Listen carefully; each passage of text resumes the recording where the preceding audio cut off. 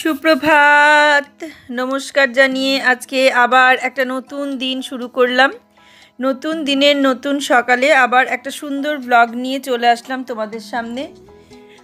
আমার ঘরে বাইরে লাইফস্টাইলে তোমাদের সবাইকে স্বাগত। তোমরা এসো, দেখো আমি সারাদিন কি করছি। আশা করছি তোমরা নিশ্চয়ই ভীষণ ভালো আছো, আর আমিও ভীষণ ভালো আছি। আমি সকাল থেকে ব্লগ শুরু করিনি। সকালবেলা বাইরেটা একটুখানি দেখলাম, পরিস্থিতিটা দেখে আমার গাছগুলো দেখলাম যে গাছগুলো কেমন আছে। তবে ওদের অবস্থা খুব করুণ, ওদের দেখে ভীষণ কষ্ট হচ্ছে। ফুলগুলো একদম ফুটেই সঙ্গে সঙ্গে চুপসে যাচ্ছে, একটুও ফুটে থাকছে না বড় হয়ে। যতই জল দিচ্ছি তাও কোনো কাজ হচ্ছে না, মানে ভীষণই কষ্ট হচ্ছে ওদের দেখে।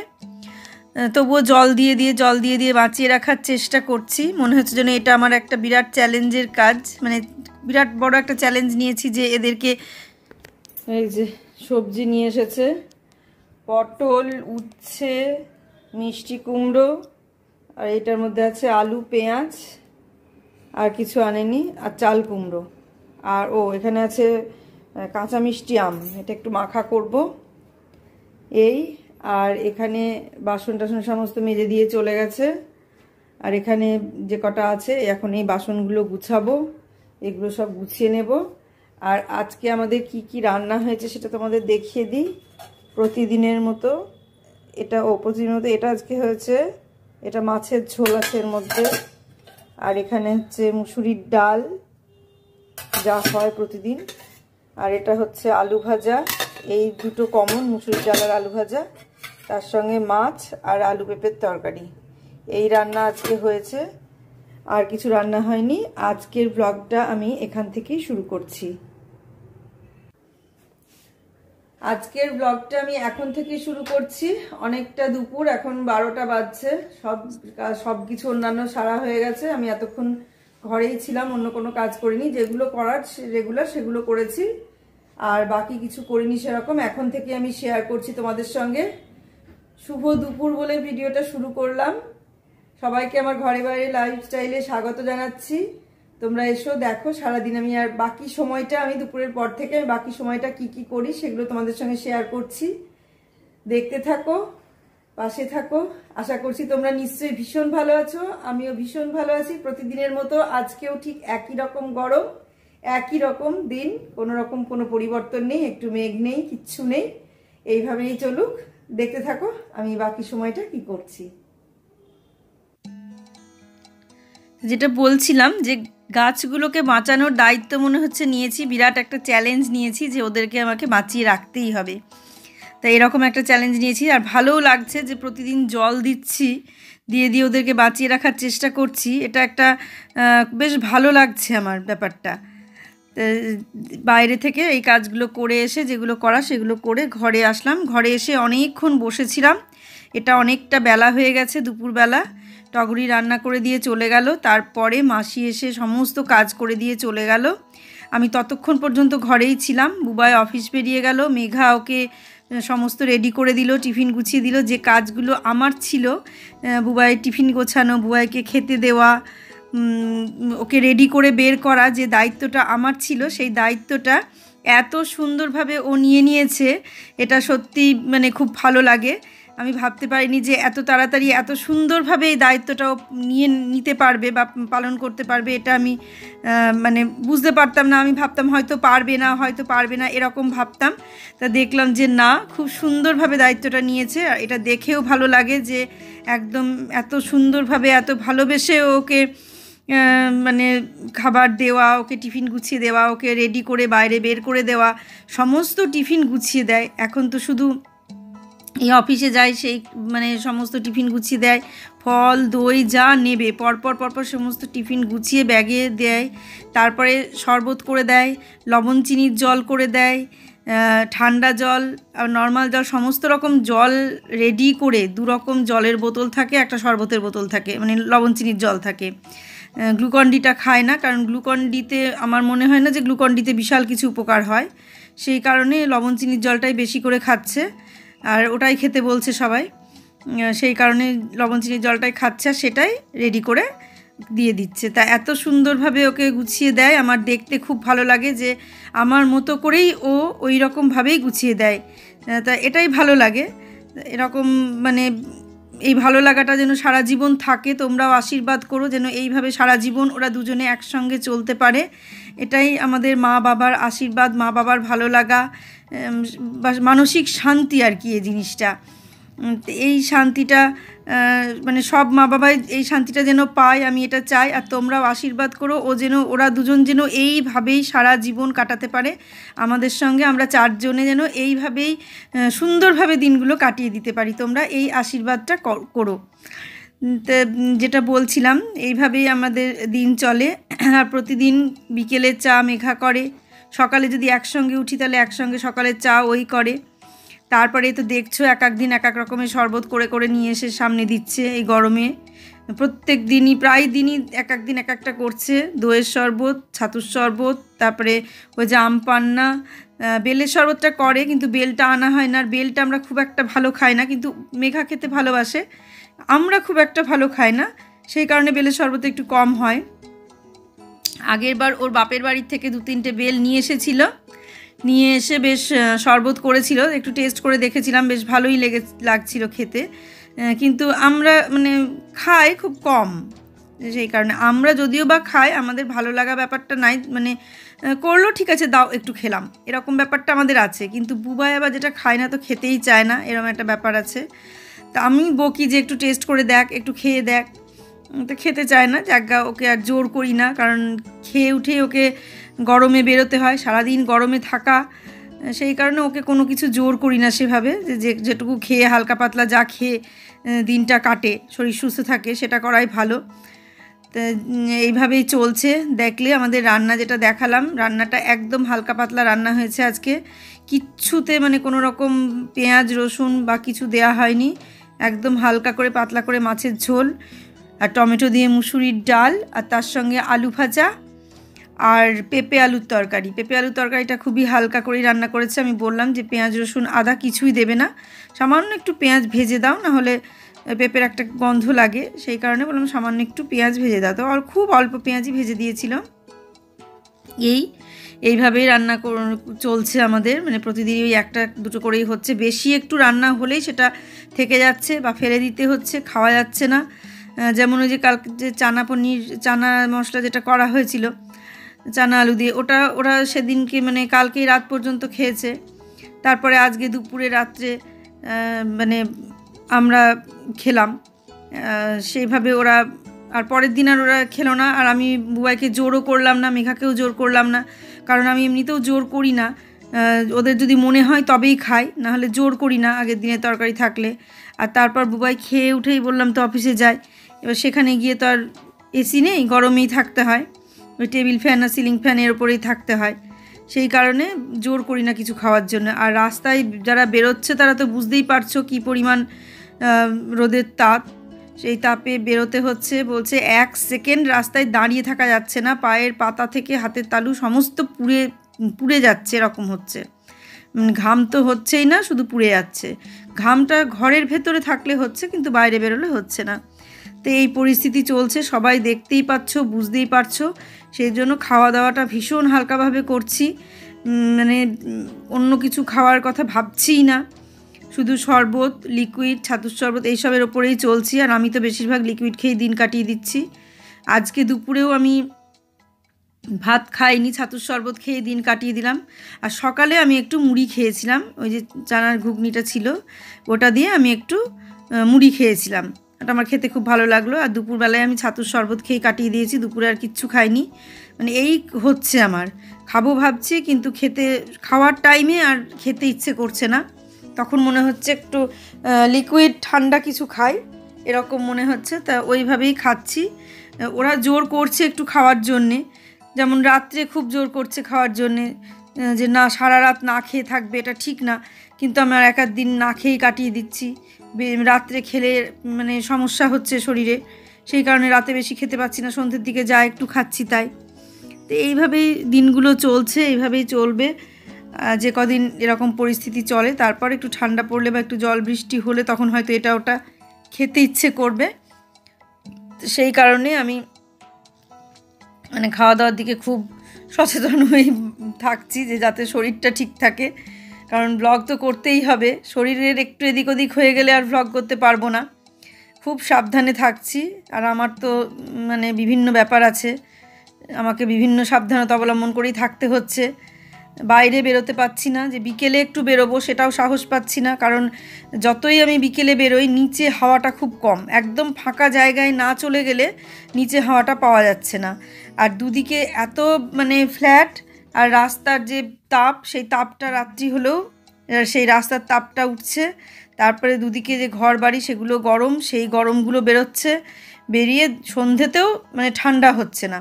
হ্যাঁ, আবার যদি পার্কে গিয়ে একটু বসা যায় কোনো পার্কে টার্কে, সেখানে ফাঁকা জায়গা থাকলে একটু হাওয়া থাকলে তখন আবার হয়তো হাওয়াটা লাগবে। কিন্তু সেরকম পার্ক আছে, গোড়াবাজারে একটা পার্ক আছে, সেখানে গেলে বসে থাকা যায়। আজকে ভেবেছিলাম যাব, কিন্তু মানে ওই জামা কাপড় আবার ছাড়ো আবার পরো, গরমে ধৈর্য মানে পারলাম না আর কি, সেই কারণে গেলাম না। না গিয়ে সেই ছাদে গিয়েই বসলাম, সব কিছু সেরে গিয়ে ছাদে বসলাম। তা একদিন তোমাদের আমি সন্ধেবেলাটা বা বিকেল থেকে সন্ধ্যের সময় যে ছাদে আমাদের কতটা ভালো লাগে ওই সেটা দেখাবো। আমি কখন গিয়ে ছাদে বসি বা যে টাইমে থাকি সেই টাইমটা ছাদ থেকে বাইরেটা কেমন লাগে সেটা তোমাদের দেখাবো। আর এতটাই ভালো লাগে ছাদটা, মানে এত হাওয়া দেয়, বললাম তো ভীষণ হাওয়া দেয়। কিন্তু হ্যাঁ, সব দিকে যাওয়া যায় না, এক সাইডে অনেকগুলো এসি লাগানো আছে। এবার এসির আউটডোরগুলো দিয়ে এত গরম হাওয়া বেরোয়, ওই সেই জন্য ওই সাইডটাতে যাওয়া যায় না, সেগুলোও দেখাবো। আর তাও এখনও ফ্ল্যাটের সমস্ত লোকজন আসেনি। যদি সব লোকজন, সব ফ্ল্যাট বিক্রিও হয়নি, তা সব ফ্ল্যাটগুলো যখন মানে লোকজন চলে আসবে, তখন যখন সবাই এসি লাগাবে, তখন কি পরিমাণ গরম হাওয়া বেরোবে একবার ভাবো। আর সেই গরম হাওয়াতে ছাদে হয়তো আর যাওয়াই যাবে না। যারা ধরো ছাদে আসে না তারা তো ঘরে থাকে, তারা তো এসি চালায়, আর আমরা তো ছাদে চলে যাই। আমি ঘরে থাকতে পারি না অতক্ষণ, আমি তো বলেইছি তোমাদের, আমি বেশিক্ষণ ঘরে থাকতে গেলে আমার দম বন্ধ হয়ে যায়, আমি ঘরে বেশিক্ষণ থাকতে পারি না। ওই জন্য দুপুর থেকে সন্ধে পর্যন্ত কোনো রকম ঘরে থেকে সন্ধে দিয়ে চাটা খেয়ে আমি ছাদে চলে যাই। তারপরে এসে গোপাল শোয়ানো, নিজের খাওয়া দাওয়া এগুলো সারি। তারপরে আবার মন হলে আবার চলে যায়, রাত 12টা 12:30 পর্যন্ত ছাদে থাকি। বুবাই, মেঘা ওরাও খাওয়া দাওয়ার পরে ছাদে যায়। এই দেখো বিকেলবেলায় সন্ধেবেলায় চা করে নিয়ে চলে আসলো মেঘা। ওই চা করে সন্ধেবেলার চাটা, বললাম না যে ও করে নিয়ে চলে আসলো। এবার একসঙ্গে বসে চা খাবো। এই যে মেঘা চা নিয়ে চলে এসেছে, এখন আমরা সন্ধেবেলায় চা খাবো।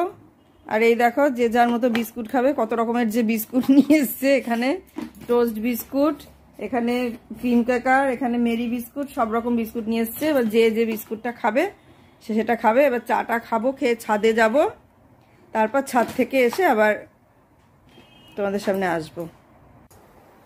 এই যে আমি এই টোস্ট বিস্কুট দিয়ে আর চা দিয়ে এখন খাবো। তো আমি চাটা খাই, সন্ধ্যেবেলা চাটা, তোমরা দেখতে থাকো। সন্ধেবেলার চা খাওয়াটা আমাদের বেশ ভালো, আমরা 4 জনে একসঙ্গে বসে সন্ধেবেলায় চাটা খাই। মানে আর সকালেও যদি একসঙ্গে ওঠা হয় তাহলে সকালের চাটাও আমরা একসঙ্গেই খাই 4 জনে। আর যদি দেখা যায় যে আমরা হয়তো আগে উঠে পড়েছি, অনেকটা আগে উঠে পড়েছি, ওদের একটু উঠতে দেরি হলো, ছুটির দিনগুলো বিশেষ করে ওরা একটু দেরিতেই ওঠে, কারণ বুবাইয়ের ছুটি থাকে, বুবাই প্রতিদিন অনেক সকাল সকাল উঠতে হয়, সেই কারণে একটু ছুটি থাকে বলে একটু দেরিতেও রান্না করতে আসে, সেই কারণে একটু দেরি পর্যন্ত শুয়ে থাকে। আমিও একটু দেরি পর্যন্ত শুয়ে থাকি ছুটির দিনগুলোতে, তবুও একটু আগে উঠলে হয়তো আগে চা করে নিলাম, নিয়ে আমরা খেয়ে নিলাম, তারপরে ওরা চা করলে ওরা খেলো, এরকম। তাও যখন ওরা উঠে চা করে তখন আমাকে জিজ্ঞাসা করবে তোমাদের চায়ের জল নেবো, আমি না খাওয়া হয়ে গেছে, আর যেদিন খাওয়া না হয় সেদিন বলি নিয়ে খাবো, এই রকম হয়। আর সন্ধেবেলাতে তো প্রতিদিন একসঙ্গেই চাটা খাওয়া হয়। হ্যাঁ, যদি আমরা বাইরে বেরোই সেটা আলাদা কথা, বা ওরা বাইরে বেরোয় তাহলে আলাদা কথা, কিন্তু বাইরে না বেরোলে আমরা একসঙ্গে সন্ধেবেলায় চা মুড়ি যা খাই সেটা খাই। বুবাই অফিস থেকে এসেও তাই মুড়ি টুড়ি যদি খায় তো একসঙ্গে বসে এক জায়গায় বসে গল্প করতে করতে বেশ ভালো লাগে, ওই টাইমটা গল্প করতে করতে খাওয়া।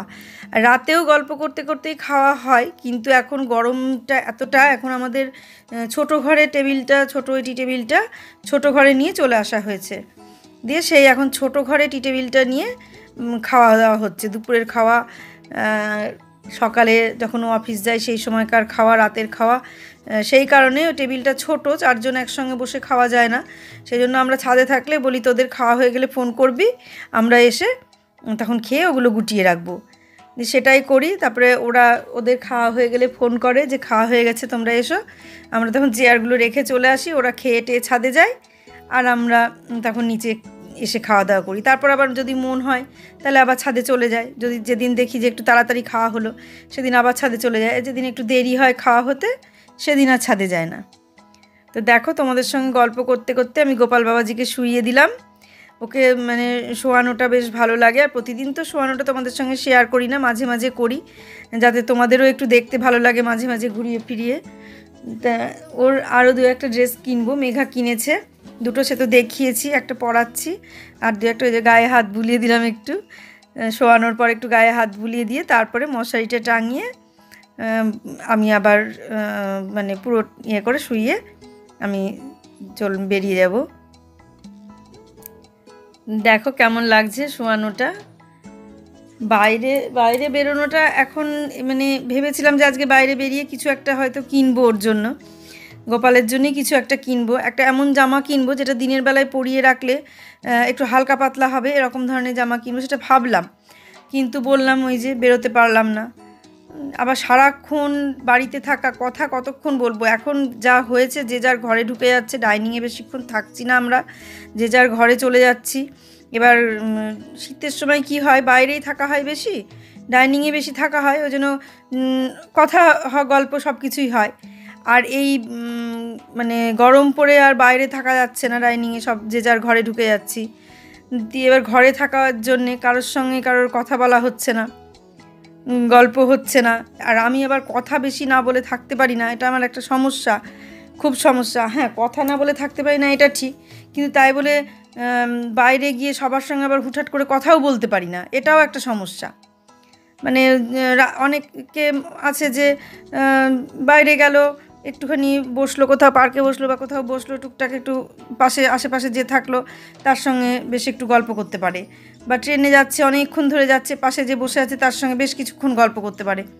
আমি আবার সেটা পারি না, যে এটা আমার একটা মানে সমস্যাই বলবো আমি, আমার প্রবলেম, এটা খুব একটা ভালো না। একটু মাঝে মাঝে কথা বলতে পারাটা ভালো, যে হঠাৎ করে কথা বলি না আমি ওই মানে কথা বলতে পারি না, এটা একটু সমস্যা হয়। ওই জন্য সারা রাস্তা, ট্রেনে যদি অনেকটা রাস্তা যায় তো পাশে যদি কেউ থাকে আমাকে সারা রাস্তা চুপ করে যেতে হয়। হ্যাঁ, সে যদি আমার সঙ্গে কথা বলে তখন আমি সে কথার উত্তর দিই, তখন হয়তো আস্তে আস্তে কথা বলতে বলতে বলতে বলতে গল্প হয়, অনেক রাস্তায় গল্প করতে করতে যাই। কিন্তু হঠাৎ করে নিজের থেকে যে আপনি কোথায় যাচ্ছেন, কী বৃত্তান্ত, এইটা আমি ঠিক বলতে পারি না, এটা আমার একটু দুর্বলতা বলতে পারো, যদি খারাপ দিক মনে হয় তাহলে খারাপ দিক বলতে পারো, এটা আমার একটু প্রবলেম আছে, আমার একটু সমস্যা হয়। আর কথা বলাটা ভালো, বলে নিলে বোর ফিলটা হয় না। তো যাই হোক, সে যেভাবে হোক সেভাবেই চলতে হবে, যার যেমন ইয়ে তাকে সেভাবেই চলতে হবে। কিন্তু আবার কথা না বলেও থাকতে পারি না, যে কথা না বলে থাকবো সেটাও থাকতে পারি না। মানে অনেক দিন ধরে কারোর সঙ্গে পরিচিত হলো, কথা বললাম, গল্প করলাম না, এরকম ব্যাপার। এই যে পাশের ফ্ল্যাটে আমাদের একটা মেয়ে আছে, সে মেয়েটা একাই থাকে, মাঝে মাঝে ওকে ডেকে বেশ কিছুক্ষণ ধরে গল্প করে নিই আমি আর মেঘা। হয়তো বিকেলের দিকে ঠান্ডা হলো, একটু জানলার দরজা খুলে দিলাম, দরজা জানলা খুলে দিয়ে হাওয়া আসলো, আমরা ফ্যান চালিয়ে ওখানে বসে ওকে ও হয়তো দেখছি যে জিম টিম করতে যায় বা বাইরে যায়, বাইরে থেকে আসে, তালা খুলছে, জিজ্ঞেস করলো যে কী করছো আন্টি, আনছি এই তো আয় গল্প করি একটু।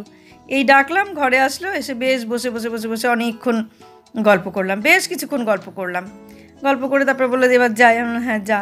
তারপর আবার ওর ঘরে চলে গেল, আমরা আবার এরকম করি।